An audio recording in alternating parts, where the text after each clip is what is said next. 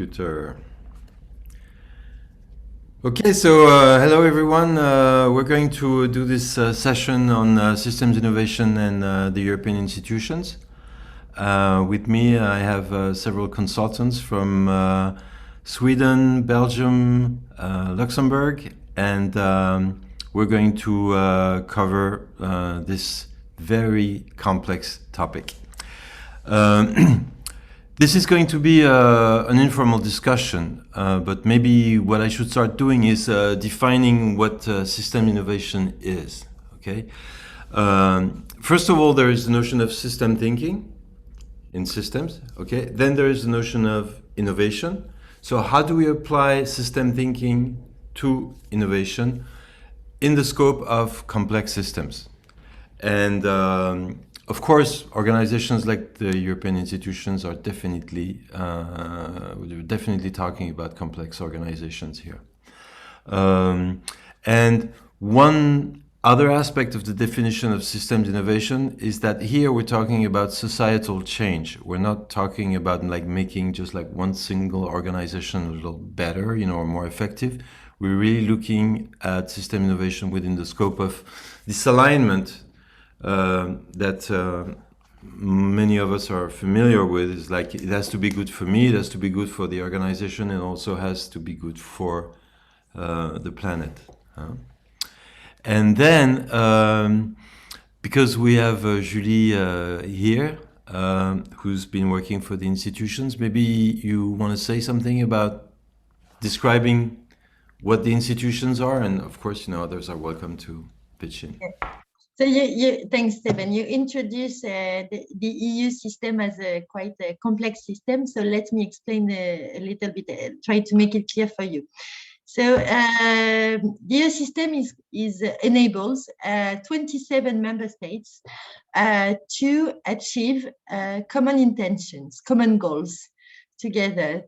And the EU institutions are at the heart of this EU system, but the EU system is actually gathering other types of institutions, such as national administrations, but also regional, etc. So the EU system is composed of all these, is supported by all these administrations all over Europe.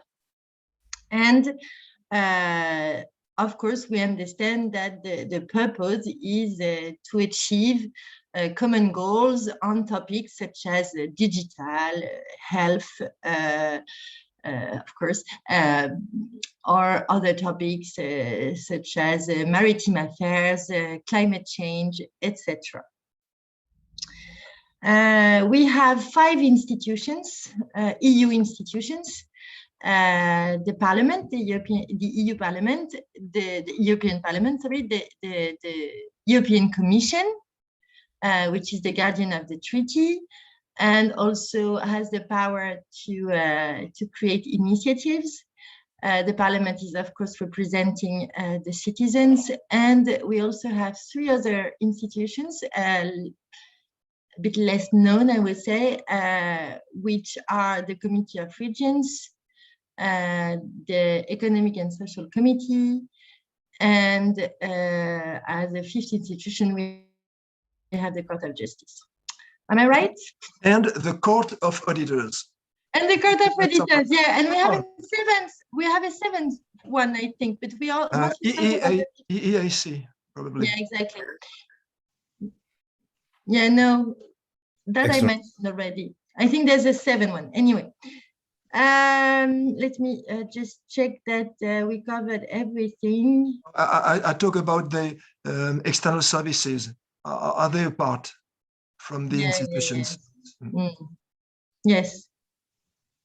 And then Okay. how about the concilium, The council, yeah. I didn't mention it. Okay. You want to record again? Or? We will. That's all right. Yeah, that says a lot about. And overall, you have about 50,000 people working for the EU institutions. Sorry. Yeah. Okay. Now, if we look at when we look at systems, it's good also to look at behavior over time. So somebody would like to say something about how things have evolved historically and where we're now? I mean, I'm not looking for the history really, but like the general trend of what's been going on. What I remember, it was 20 years ago when the Commission Center felt. I don't know if you remember. Then we had a quick reaction. It was two initiatives. It was SAM 2000 and another one. SAM is sounds and SEM, the mill is SEM, S like sound and efficient management. And another one, MAP, MAP, for I don't remember, just to try to to suppress all the external bodies or intermediate bodies between the Commission and especially the country. We should then join the EU. So I remember that there was too many go between. We wasted the budget of the union. So and I remember there was many and many bureau de technique, but also even within the DG, within the institutions, a lot of how do you call that, intramuros experts. So all that was suppressed, and trust was retrieved from many I would say suppliers and service suppliers. I remember consultants, experts, etc. And then that came back a little bit, and then there was the first enlargement 2004. I remember. So I remember this had a huge impact on the structure and the organization of the DG and institutions. I remember in the EU Commission, units were split into two, just to create new positions for the new heads of unit coming from the countries, etc. So what I remember, but also a wave of management training courses, a huge wave coming from the Anglo-Saxon culture, very far from the Latin culture. What was the most influent within the institutions, especially EU Commission, where 60% of the time people spoke French, as far as I can remember, and now it's the reverse. Exactly the opposite. So more Anglo-Saxon culture, a great managerial culture. We talk about leadership, etc., management. And I remember even the word of performance appears. Okay, performance. All right. Somebody would like to add something, Bess, Cécile? Yeah, I'll pick up where Mark left off. There was also this period around 10 years ago, I would say. First of all, there was also a flood of new talent that was coming in that was service talent, such as translation services, and making space for all of those people, and also the complexity of the systems, which were more plugged up because we had to incorporate quite a few new languages, which meant more time, which meant more signatures, which meant a different kind of coordination. And then we had this budget reprisal in, I think, 2010, where there was a complete renovation of the budget system, corresponding to what Mark was saying as well. So many of the perceived benefits or the new generation coming into the Commission wasn't coming in with quite the same expectations, or having their expectations met in the same way. So that created a new wave of, how do we work together, which accelerated and has kept accelerating until COVID and Brexit. So that's yet another thing that's quite ironic, that we went into full-time English, Anglo-Saxon influenced work and processes to find that the largest country of English speakers is no longer part of the union. So I thought that was, that's quite enough for one season, I think.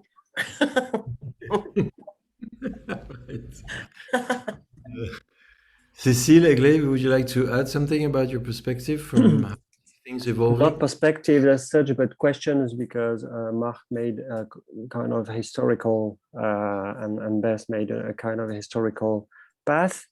Were the different changes triggered by societal changes? Were that triggered by something else in the society that made it change? Or where does these changes come from, if any link? I think there's a distinct link between the crash of 2008 and the budget realignment. There just wasn't as much money around anymore, and we were much more responsible for accounting for it. Mm-hmm. So in terms of smaller processes, there were bean counting sessions and more proof of spending, more proof, especially for us as trainers, there was more proof of where the money was being spent and accounting for every minute that was consumed. That's one. Obviously, with COVID, there's now a super concentration on competition. So all of the directorates dealing with competition are dealing with how do you say réglementation? Regulation are being solicited, they're hiring, while certain others are scaling down for budget reasons as well. And also some are disappearing because of certain countries no longer being represented. So those are all exterior influences, but I think it's been a real accelerator since the crash of 2008. Okay. We also had a number of staff reforms. I mean, two, and what is in a way interesting here is that it's been, I think, 10 years that we are asked to do more with less in the institutions. So the resources are shrinking, but the ambition is growing. And this is why collaboration, I think, has all its place in this system, because if you think about it, the EU system is not made of just EU institutions. There is a role also for the national administrations, and I think that we shouldn't increase maybe we should find a way to in the future to think of how we can sort of balance more the burden. Mm-hmm. I think we should not overlook either artificial intelligence and streamlining across all the institutions. As Julie said, the staff reforms correspond to a real search for efficiency and effectiveness, and also chasing waste out of the system. And that's one of the things that concerns me the most, is chasing out waste and lifting the value that we can bring and sustain and leverage. Definitely. Egle, would you like? We also have, sorry, maybe we didn't mention the agencies, because we saw also the sort of birth of new bodies to support this EU system, and it's the executive agencies and EU agencies, and I think it's a major change, also impacting the culture of the institutions, because a lot of staff, I mean, public servants had to move, and I mean to move to the executive agencies. A lot of short-term contracts have been hired, and I think it has a lot of impact also on the culture of the institutions. And amongst all these areas, are there some that can be more appealed by system even innovation? And if yes, which one? Yeah, I think I think initially the idea with these agencies was to create also small startups. In a sense that they would be faster than the big institutions, and they would be more agile. So yes, there are attempts to innovate in the agencies. Exactly, Julie, because I observed that in some agency could be compared, and they compared to more, sometimes to SMEs, compared to the public administration of the DG umbrella, of an agency. And in fact, due to the short-term contract, they have a lot of contractual agent there, and they are more, there is a short managerial line, and the pressure is more direct toward the on the floor, and the productivity, efficiency, performance are keywords for the agency. Yeah, so they are the implementation bodies of the direct DGs of the commission who have delegated or not externalized but subcontracted the implementation of their policies to agency, which in turn could subcontract to external experts sometimes. Okay, so and it's a form of decentralization because most of these agencies are based all over Europe, so it's not just in Brussels. So Egla is writing something. Yeah, it feels quite busy. Yes. No worries. It was just Stefan, you asked the question, so it feels quite busy. There's a lot of knowledge around the table. I think the perspective that I'm very curious about, especially if since my primary experience is actually with the agencies and is with the mandate that the EU has in certain particular areas, and is particular in my experiences. I first had experience with the civil protection, and now it's the public health. And these are the areas that primarily are considered the national, national prerogative or national areas of the member states, which are very well guarded. But then you go into the cross-border threats, and there is this interesting thing from systems innovation to me comes in, is because these are the areas that are particularly required the systems approach. But then there is this sort of like not a conflict, but a challenge of needing to divide the mandate, what the EU can do and what the member states should do, and what the member states want the EU to do or not. And I think this is a particularly interesting challenge when it comes to systems innovation. So I don't know if anyone wants to, I don't have a solution, but for instance, the COVID experience, it really shows that there is a need of a more systematic approach. But then again, there are these different national legislations and national ways of dealing with these kind of threats. So yeah, I think it's an interesting dilemma or challenge. What you're saying relates to the principle of subsidiarity, right? And normally this is a great principle and carved into in the treaty. Yeah? So, but I have no answer. Can you say more about this principle of subsidiarity, Mark? I will try, but Julie, it's actually, you know it by heart. Yeah, it's in a way, it's the decision making happens at the most appropriate level. Exactly. So there's a delegation of power in a way. By default. Yes. Yeah. But then the question, how much it is actually implemented or not? That was my question. And who actually has the power and the budget to implement? But I think it's your question, Egla, is interesting also in the fact that many people are comparing this COVID crisis with the climate crisis, and it's almost like a dress rehearsal. So what sort of policy needs to be written and what sort of action needs to be taken, and how do you line those two up? And how do you line them up along the whole line of decision making and action?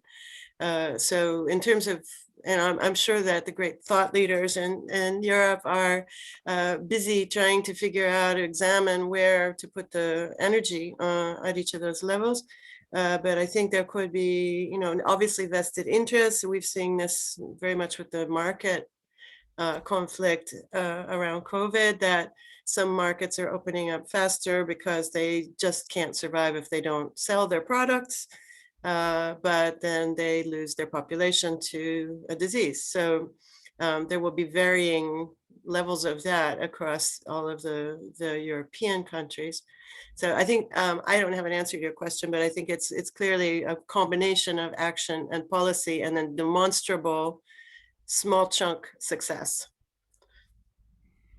Yeah, Okay. I think it's also very much needed to look at simplification, probably over the coming years. I mean, Brexit is an opportunity in itself, because there's always been this perception that UK was a bit slowing down the development of the EU project.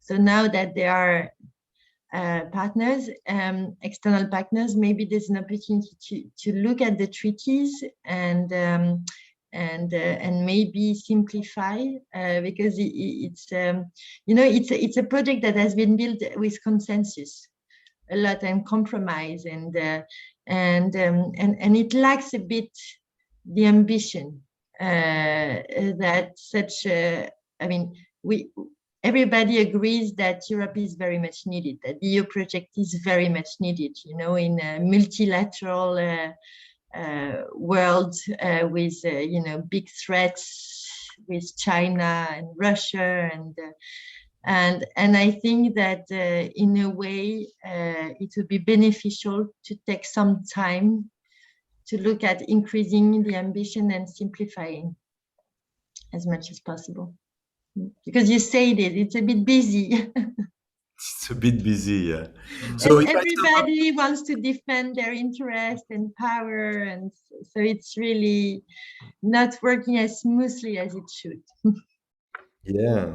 So if I look at the notes I took while you guys were talking, I heard that, you know, as of the early 2000s, we had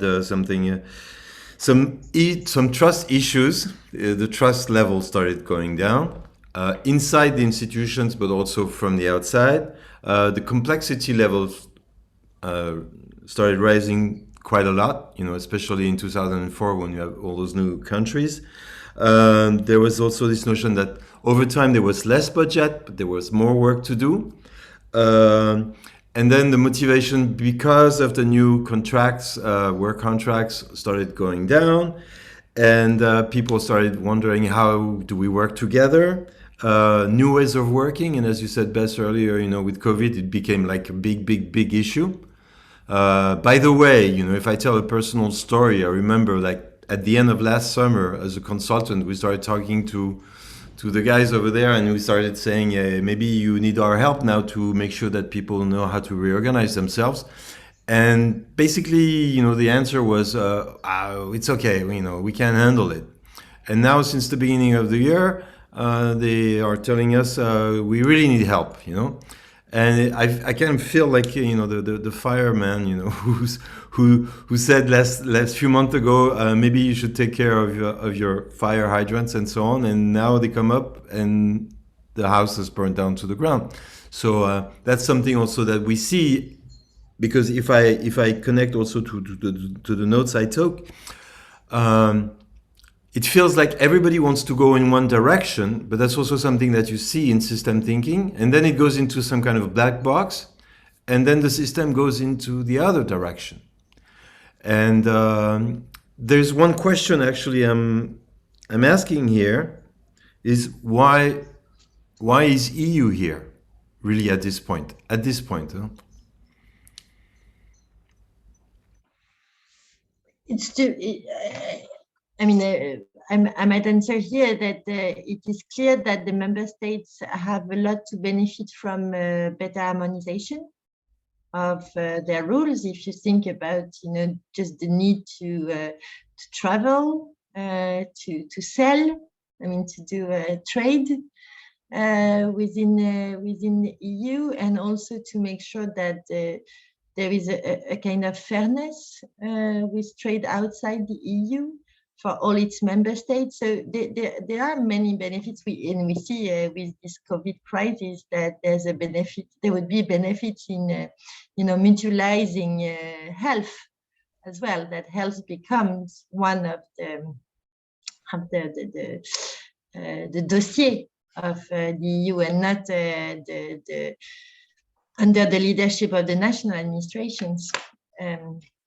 So EU is certainly, yes, still very, very powerful for many aspects. And also, as I say, because of this multilateral world, I mean, multipolar world, let's say, it's very important that EU plays its role, you know, because we are there, if you think about it, also in the humanitarian aid, EU is the first provider for countries like Africa, for a continent like Africa. So it's very important that EU still plays this role, you know. Mm-hmm. So it's a common market. That was the initial proposal, and a common protection of territory and security.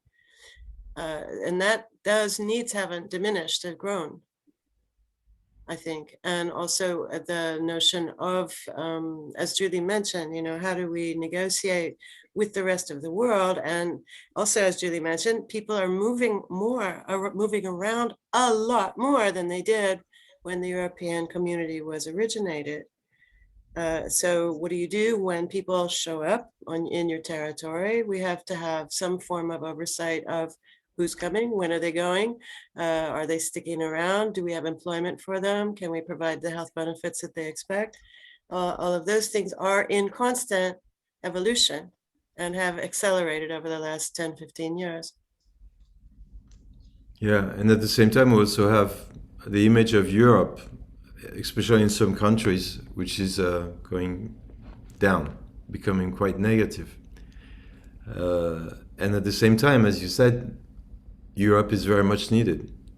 So that adds to the complexity of the problem, because if we move into the field of system innovation now, what happens regarding system innovation? If we, again, you know, if we want to innovate in the way we address complexity, there are two aspects. There is one is the EU institutions. Are they willing and ready and able to do that? And also what's going on with the member states. Another aspect also is that when you start looking at the EU institutions, the way they're structured, knowing that the structure creates the behaviors, what do? How do we create system innovation within the institutions? Or can we not? Bess? I'd like to add one more thing to what you just said, because it's become a fascination of mine recently. How do we, what language do we use? Because as you say, the structure drives the behavior, but so does the language, and the language drives the culture. So in one culture, well, I've been reading about the Amazonian tribes recently, and there is a group, a culture of 400 people who speak a language in which the words worry, God, future do not exist. And they base their experience on immediate experience. They base their language on immediate experience. And it's a revelation. And the immediate experience of someone in Madrid will not be the same immediate experience as someone in Berlin. It just isn't. So the language won't be the same either. And we need to adapt to how things are expressed and that desire and the needs that are expressed. And that goes down to the regions. You know, what it makes me think about, we would love that the languages of the sign languages be a common European language. You know, this is not the case. There are plenty of different languages for the deaf people as well. It's a pity. It would have been an amazing opportunity to have this common language. And they say things in subtly different ways, but the different ways condition our perception. And then our perception, and then Europe, you know, we start going off by a few degrees because of the structure, because of the language, because of the expectations, because of the traditions. And then we find ourselves at some kind of right angle where we start compromising on everybody's values. So those are components. I won't say that's the answer, but they're components. Yeah, there's a kind of language in the EU institution. It's the sort of globish. So it's a kind of common language. And as you mentioned, the English people didn't really like it. It's terribly Apparently. imprecise. It's terribly imprecise, and it's imprecise on purpose. Yeah. So the gap between what something might mean and what the intention was when it was said is something people navigate, and then spend days, weeks, and nights, all night long at the council discussing to get the language right, to get the language as neutral as possible. So even the language is a compromise. Yes. Yeah. Mm-hmm. So that's an interesting point to me, because where does this compromise lead us now? Mm-hmm. But what I see also in our bubble. Sorry, yeah. I wanted to in the bubble, in the EU bubble. Well, I mean, we share the same jargon, the same language. We understand each other pretty well. EU Babel Tower. Yeah. Do you think the man on the street in Milano knows that language? No. Or the man on the street in Freiburg? Yeah, because if I use what you just said, Bess, then we have, then we also are facing an issue here, but it's also an opportunity in terms of innovation. Is that on the one hand, we have all this diversity, and if this diversity is not addressed in a way which is efficient, effective, then we start having bubbles, as you just said, Mark and Julie, and those bubbles are totally disconnected. So we're not dealing with diversity, we're dealing with separation here. Exactly. It's the echo chambers. So what do you suggest? Egle, you feel free to come in whenever. I think technology will save us here. Yeah. Now, please, Egle would like to speak. No, I didn't have anything particular. I mean, there's a lot of food for thought. I mean, in my daily life, you know, I have or in my daily work, you know, you have these like big challenges, and then how to act upon, you know, how to practically instill like new innovative behaviors. Like I come from a perspective also that the current societal changes are not, I mean, in terms of for us to deal with the current societal changes and the environmental changes, it's not enough anymore just to think, you know, that this is too much, or like being sort of like being instilled in the old ways of doing. But how do you change that culture? How do you sort of like step outside and become more agile, become more resilient, become more reactive to and trying to understand what is happening in society, while at the same time you have this all old ways of doing things. So to me, it's very much sort of like not anymore the policy and not a more philosophical question. It's just a practical question. How do we ensure that we in our institutions do that? And all of the challenges that you mentioned, especially like the cultural one. I mean, I face daily this challenge of, you know, working with people from different parts of the EU, and we have different performance management cultures. We have different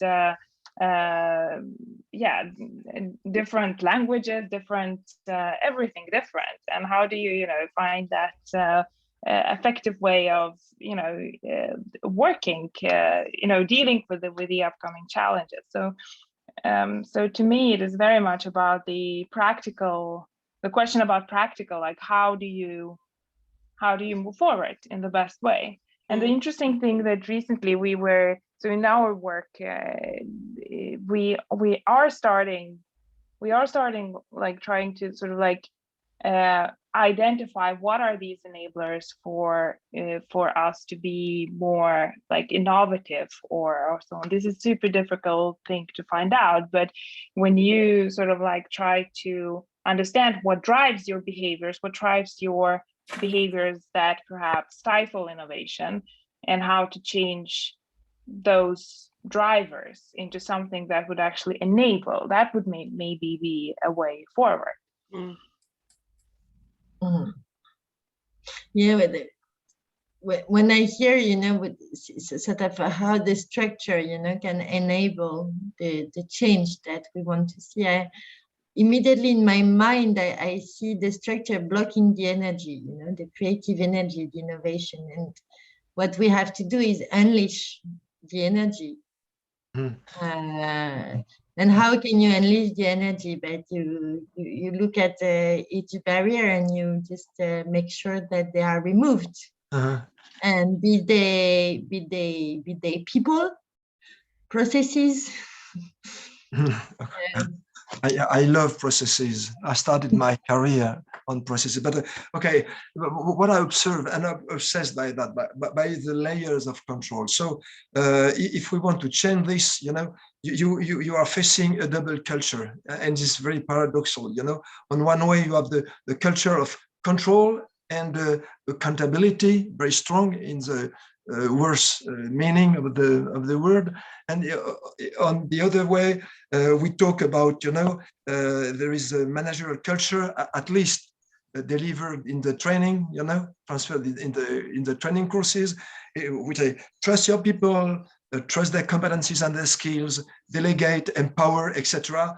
But this is completely conflicting, and people, some of them could dare, doing that in their circle of control, but outside their circle of control, they are, they face all the layers of control, all of the external culture of their organization, and sometimes everything stops there. So we're back to the notion of bubbles, huh? Cécile? No, Bess was raising her hand. Yeah, I just wanted to raise one point, which is it's so interesting what Mark just said, because I'm also a process guy. But at the same time, you don't ever start a process without knowing what's the outcome. And the outcome is attached to benefits of some kind. And it's very often stripping down everything that doesn't serve that purpose of that outcome and those benefits, stripping it away, or identifying if it's a B-level activity, does it contribute to the A-level outcome? Those things are absolutely critical. And I completely agree with Egle about, is there something about this structure and going around the different bubbles that is just a time-consuming, wasteful activity. And yet, how do you lighten up the structure in each of those bubbles to make them permeable, so that there's a permeability between the bubbles, where that communication and some sharing of where the processes can be homogenized and where they cannot. And that's all I wanted to add, is this notion of outcome. We have got to keep our eye on it in terms of, what the heck do people need? That's our outcome. On to you, Cécile. Well, that's an interesting point on the outcome, because taking back on what Stefan was saying, people were expecting maybe outcomes last September, and they were saying, okay, we know how to do it, and now they're just lost. So they don't know what to do, so they don't know what to expect. And if they ask any precise outcome, I mean, a regular answer would be that if it was that easy, they would have done it already, or they would have continued reaching them. Well, I believe for changing, I think what will be done with Together Ensemble in June on the 25th is 27th is really a nice first step, because it can change the meaning making of every individual working in the institutions. All these people who think, well, anyway, this is not possible because we think this way in the institution. Here we can show that there may be something else. And this opening, I think, is the first step for people thinking otherwise about where they work. Then maybe the managers can be also sensibilized to the fact that what they try to do for 1 year maybe doesn't work as much as what they thought it would. Well, I don't know what how my sentence will finish, so I'll stop it. But that what they did until now is not that efficient, and then maybe there is some other path to take, and there will be some other outcomes. Maybe they are not as quantifiable, but they can be found in some other examples that can be shown to them in terms of new ideas that they can have, or that their teams can have, in order to find solutions that themselves can find on their own, maybe liberating them from some fear of their own hierarchy about finding some solutions on their own. So it's kind of breathing, giving some breathing. And I think what's happening in Together Ensemble is, well, the first step, well, it takes time for, what do you say, 50,000 people? Well, it takes time, but I think it can first give a glimpse to the people that something can be changed and their way of thinking can change, because it will be the individuals that will make the teams think otherwise, and then maybe the teams can think otherwise about the structure in which they work. Well, it was a bit long, but I think that's a way to open up from the smallest element of this whole stuff. Yeah, I had to intervene, sorry. Yeah, but, sorry. About these paradoxical injunctions that Marc was, underlining, the fact that people they have to be in this living in the paradox. And what we know is that those people who are able to live in the paradox, to live this ambivalence, they have the mental health that is needed for an organization like this. And you mentioned opening, Cécile, and actually what people need is that open mindset, this ability, to be a bit less rigid on the structures and to shift their focus on opportunities instead of, keeping the focus on what is blocking, but shifting the focus on the enablers. And what we are trying to do is something like Together Ensemble is to help people shift the focus. Well, I think that it's not so much about being focusing on only one side. It's as soon as you give some mind-opening stuff, people just transcend things that seem opposite, and then they find a way to see themselves as like opposite quantum particles that are only one. But where they didn't see opportunities before, now they see them. Yes, so because they just go beyond the opposition. Exactly. So even on the discussion of health, we know we don't have the power really, but even with a discussion like this, people can start to see that they can act on certain things, that the system is not that blocking. Mm-mm. So, well, so I really believe a lot in managing questioning. The ambivalence is really needed. Mm. And we It's do quite believe permeable too. Oh, sorry. Excuse me, Marc. I just one sentence. The system was very hermetic for a very long time, and people liked that. They appreciated that. It gave a certain predictability to things. And now it's becoming much more permeable because we're realizing that our predictions are not serving us well. And those outcomes that I mentioned earlier aren't necessarily written in stone either. They're desired outcomes, or they are outcomes that are imperative. So either way, those are all the malleable subjects.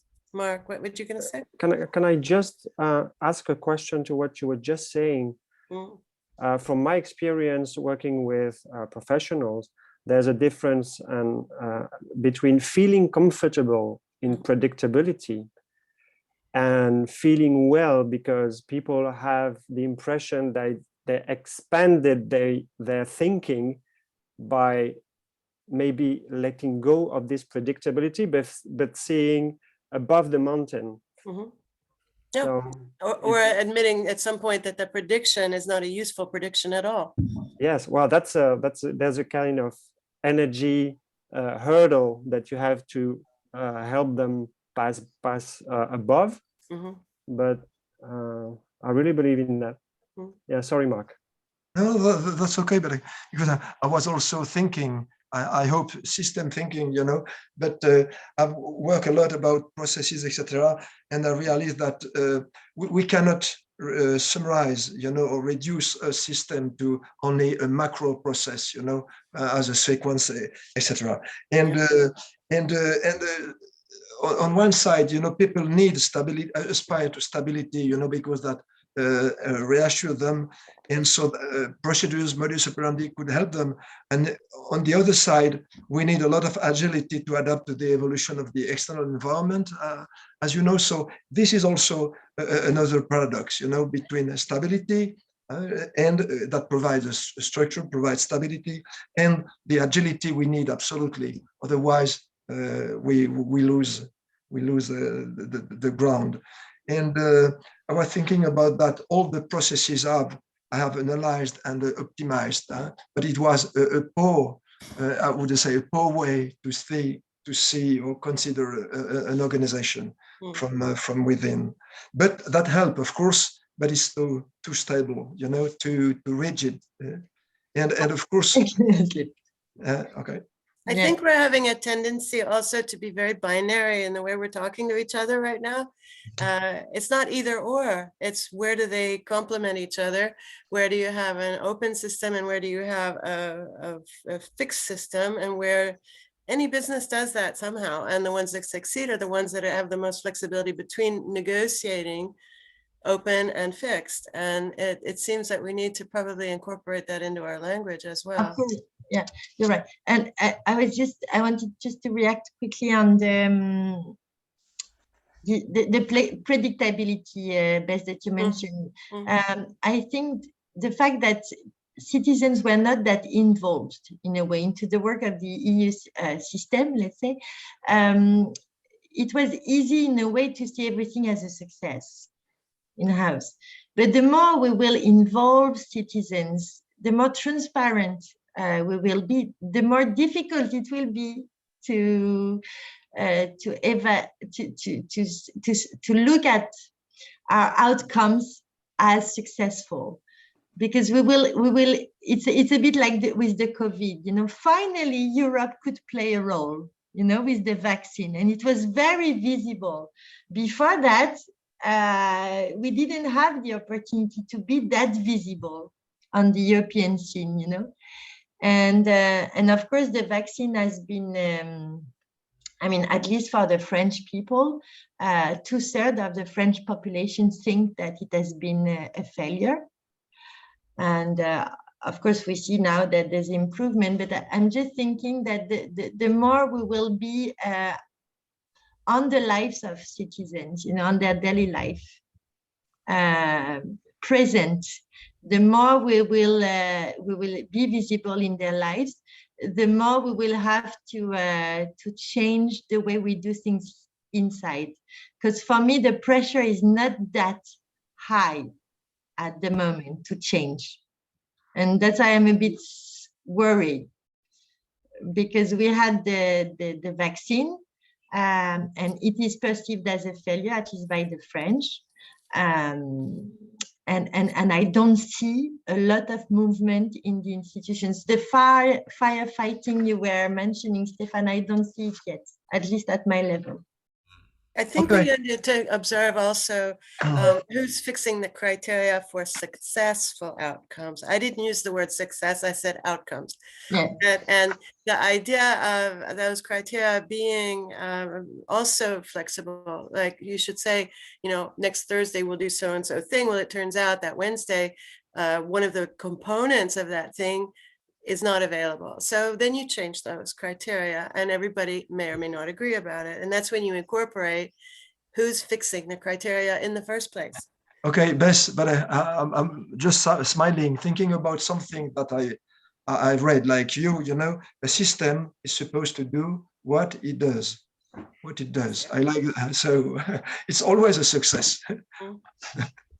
What is your mission? Which is a distinction between, you know, the mission or the outcome and the system itself. sure. And I think about that, yes. And back to what said Julie. In fact, we cannot change the system without all the stakeholders, internal and external stakeholders of the system, concerned, involved, like the pig and the chicken with the omelette, as you know. So they all need to be involved.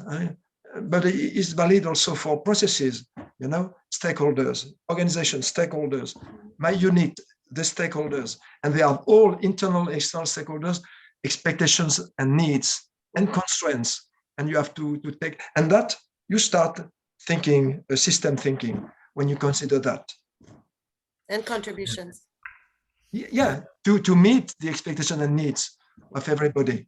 And it's valid for private company, but also for public administration, the same.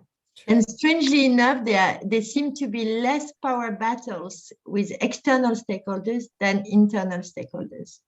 The collaboration works smooth, in a better way with external stakeholders than internal stakeholders. So the power battles are key, I think, in the EU institutions.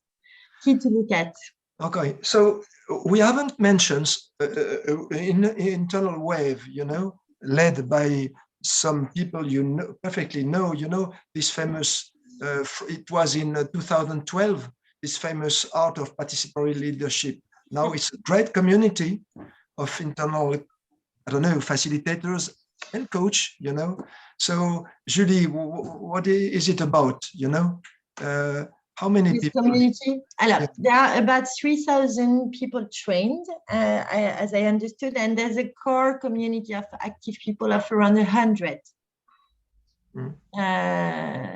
But Stephen Quest, I think it was in the behind the scenes.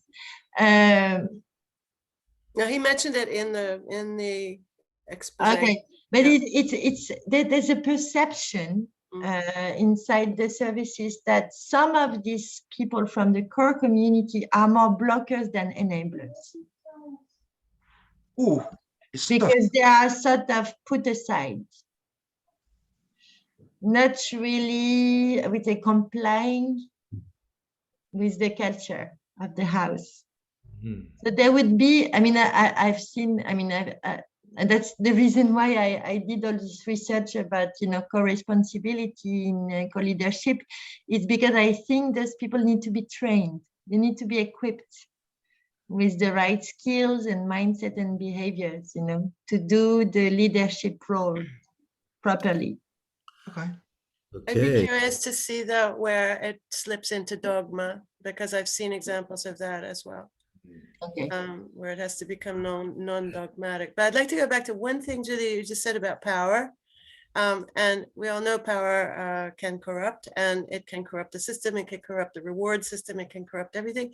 But there's a benefit to having power. Now, if some of that benefit was not any longer a benefit, and having that power came with a responsibility equivalent to the benefit, we'd have a different kind of struggle for power, because it would involve a certain engagement with, again, criteria. What is it that power doing? Is it being exploited in a beneficial way? For me, it's not, as long as the people were appointed today still as director positions don't have the eco mindset we are looking for at all. They totally come from the old power, type of world. And these people are appointed at the moment as we speak. Yeah, but how is the system perpetuating their mindset as well? Absolutely. So if I sum up what we just discussed before, because I'd like to ask you one more question, but okay, so the structure evolved, like, from being able to deal with complicated situations, which it was doing quite well, let's say, until the end of the 1900s. And then over time, the situation became more complex for all the reasons we know, which forced the institutions to address diversity. But since there hasn't been any learning taking place on that, and as you mentioned, Mark, there was a lot of trainings on management, on trust, like on superficial skills, but there was no real time spent on understanding what systems are about. And I often talk about that, but understanding what was going on. So therefore, diversity becomes a problem more than an opportunity, which in turn, and then I'm kind of summarizing everything you said, which in turn creates bubbles, because then when you isolate yourself from diversity, you don't have to deal with it. And when you create those bubbles, you become vertical, which actually creates some resistance from the people, from the country. Julie, you mentioned that too regarding France, for instance, earlier. So when we have this, we see like this feedback loop, which is leading kind of to nowhere, ending up with this also all the cultural aspect that you mentioned, Julie and Cécile, regarding, it's more about ego than eco. And now that's actually, it's kind of my question, and I'm going to get you started with that. But if you look at the notion of eco, if we keep on going the same way we're doing at this rate, 10 years from now, it's game over. We can still live in here, for like 30, 50, 100 years, but it's game over, basically. Because right now, we're riding the tap, okay? But we will be paying it 50 years from now. So that's a very strong statement for institutions like that, globally also, but then we need to address that. And if I look at now the opportunities to start the process of systemic innovation within the institution, if I look at what you said, Beth, you were talking about what's the outcome. And I think that's a great question. And I think one of the ways would be to ask questions, actually. I also heard about Egle when she was here. She unfortunately had to leave. But, what do we do? At some point, before we ask that question, it would be nice, rather than focusing on the doing, to focus on being. And then obviously we're not supported in that in the institution and even outside of the institution. A couple of more things that I noted from what you said is different perspectives, and Cécile, you talked a lot about that, creating space, and allowing people to have different perspectives allows you to address the problems that are there with a different mind. So it seems that there are some opportunities in there. Do you see any more? I just wanted to react very quickly because I had a discussion about this morning, and as a conclusion, we sort of said that we should start a grief. We should start to mourn. To mourn the control. To mourn the past in a way. And it should be a time of grief. In December, we say it should be a time of hibernation, taking a bit of time to reflect and slow down and sort of appreciation of the moment and listening and so on. And now it should be the time of grieving properly, all together, and burying all these things we don't need anymore. Like you say, the ego stuff. We don't need it anymore because we want to be focused on the outcomes. We want to, when we work inside the house, we don't want to spend 80% of our time working for our internal cuisine, which is the case almost today. We create our own burden. And if we were more focused on really what we want to achieve, anyway, so I think we should start a grief, and then we will be able to think about the future. But you said it, if we don't do that, the institutions will die anyway. We'll all die, all together. Ungrieved, unloved, and unburied. That's the problem. If we don't have some form of, let's say almost a ritual of passage and say, okay, we like this thing. It was great. It was a workaround we created 20 years ago, and then we adapted it 10 years ago, and then we added a couple more band-aids to it 8 years ago. And now it's this total monster that's stopping everybody from getting anything done. Let's all just say that this one we can put in a grave and say goodbye to. And in each case, as you were saying about administration and filling out paperwork, I would say that at least for Stefan and myself, probably for Mark and Cecilia, at least 20% of our time is spent on ghost work that we're doing for somebody else to justify their system or their accountability or their something. And we're doing that work with no compensation whatsoever. And that's one thing that, already I think inside the institutions, the number of ghost actions, ghost tasks, things that are there to support something else, that supports something else, that supports something else that used to be a problem a long time ago. Mm-hmm. If we did a really severe analysis of those things, which provide no value, they provide no value. They give somebody an assurance that maybe they're not spending 15 cents more on a project or a process than they should. But they're willing to spend 15,000 euros to guarantee that they haven't spent that 15 cents. So, there's already something we could start looking at. I like your metaphor, this monster that remind me the IT system of some bank here. I won't give the name. And they every time they create a new, financial product, they put patches, patches, and at the end, it's a real monster, but you can refund it if you would like to start from scratch. It's a huge risk you are taking because you have to ensure the service activity continuity. So it's a nightmare, and that provides a lot of work to IT people that the European institutions based in Luxembourg cannot hire because of the tariffs, of the level of salary. Today, for the first time, they prefer to work in the private sector here in Luxembourg.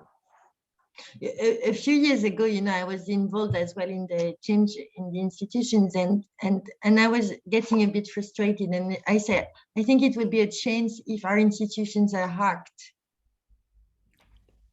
And as you're using, this parallel with the IT system, I think that it would be a chance if the EU institutions are hacked.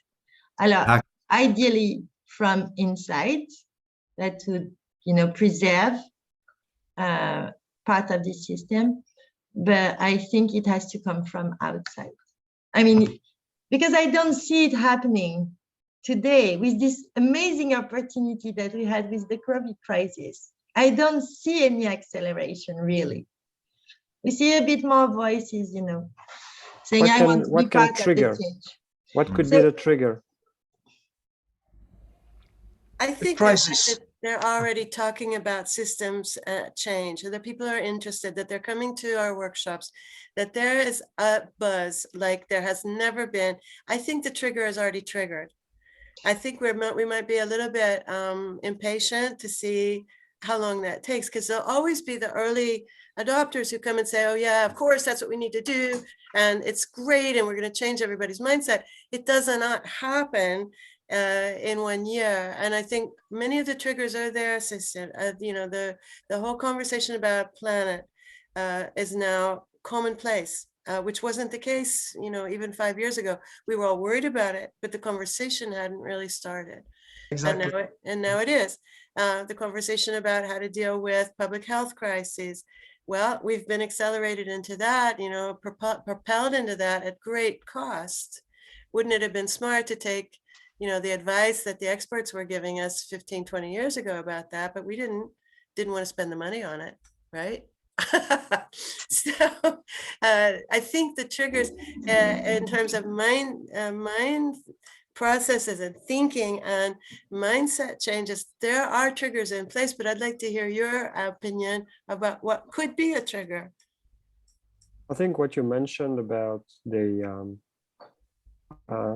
time spent on doing something else, and that adds up to what Keegan is calling job 2, which is 50% of our time just covering our weaknesses, doing politics, and wow. So if we apply this 50% to the 80% you were talking about, at the end of the day, it means that people work productively like 40%, which could lead to a nice financial assumption of the money that is wasted on that. Yeah, there's never time to do it from scratch, like Mark said, but there's always time to do it over again. There's never budget to start a new project, but there's always budget to fix the one that got screwed up. Yes. So that's part of the mindset that needs to be changing, I think. Yes. Different strata of the institution. If I'm still thinking about the Together Ensemble event in June, because I have it in mind, because that's one point of action. It could be interesting to think about targeting different levels of awareness to be raised during this event. On your sorry. No, Bess was. No, nothing. Go ahead. On your question, Bess, actually, as you said, the trigger has been triggered, so now we probably need to be patient, but I don't think we should give an inch at the same time. We should not be like playing along, and I know sometimes it's easy for us to play along because that's what we've been used to do, and we kind of also get paid to do that. But it goes back to this notion of grieving. We need to accept that it's never going to be the same anymore. And just to rely on the momentum of the organization just because it keeps going on its track, with its structure, with its momentum, I just mentioned, is actually even more a reason for grieving that, so that we can either jump out or create something else. We don't know what's going to happen. We cannot be programmatic because we're doing innovation here. We're talking about innovation. So we cannot say, here's the plan, this is how we're going to do this. First, we have to go through the motions of this kind of grieving process, but also create those rituals, as we do, for instance, when we work with ULab. We create a ritual, where people look at the past and the future, and they anchor themselves in the present. I think there's an opportunity there. Would you guys like to add something before we finish up with round circle? Go ahead. I just wanted to add that in a way we were very inward looking, in the sense that we focused on the EU institutions, but we forgot the national, in the member states.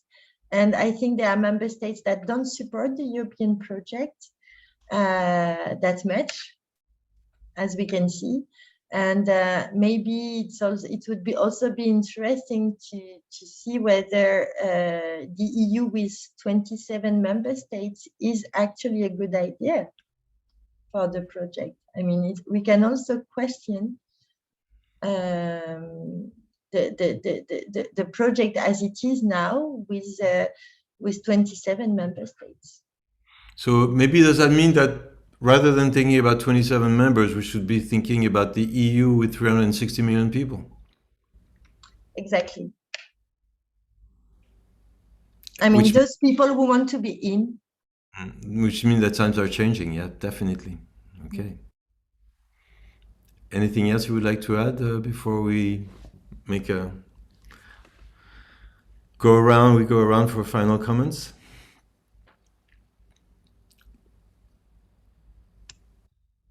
Okay, so final comments?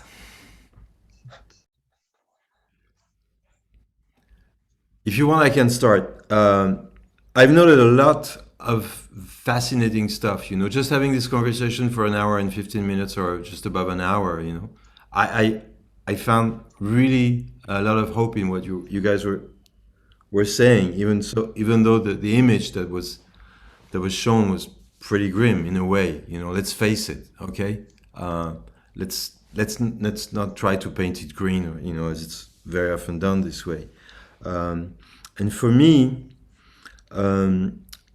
what I get from this conversation is that at some point, like I said, we shouldn't be giving an inch, but we'll also be able to say no to ego, to the monster in general, and be able to ask questions about that. And not just let it pass. So it makes me feel more responsible in a very large way. Anybody else would like to? The reflection we are sort of giving is, of course, a reflection of a society that needs to heal, right? And Otto Scharmer was saying it, you know, you wake up in the morning knowing you will hurt yourself, you will hurt others, and you will hurt the planet.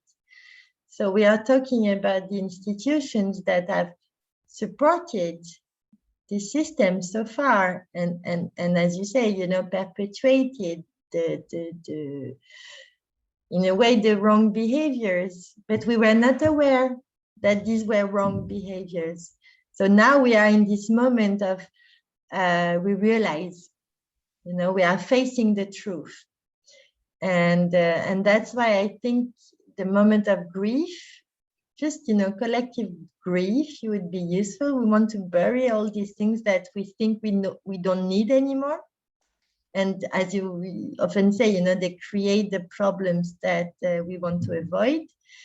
And once we do this collective funeral, let's say, and we can think of the kind of EU project we want for the people that want it. Thank you. Bess, I have to say, yeah, I'll take the.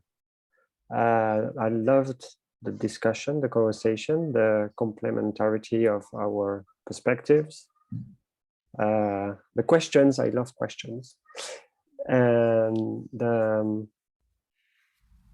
thinking between us all, and taking on what Julie was just saying. Maybe there is a need for expanding this awareness among this institution before grieving, but I definitely believe this is a process that is at its beginning. It's not an easy discussion because we see that it's difficult. But I like that I discussed it with you, and I like that we can see things, we can sense an opening in there. So thank you.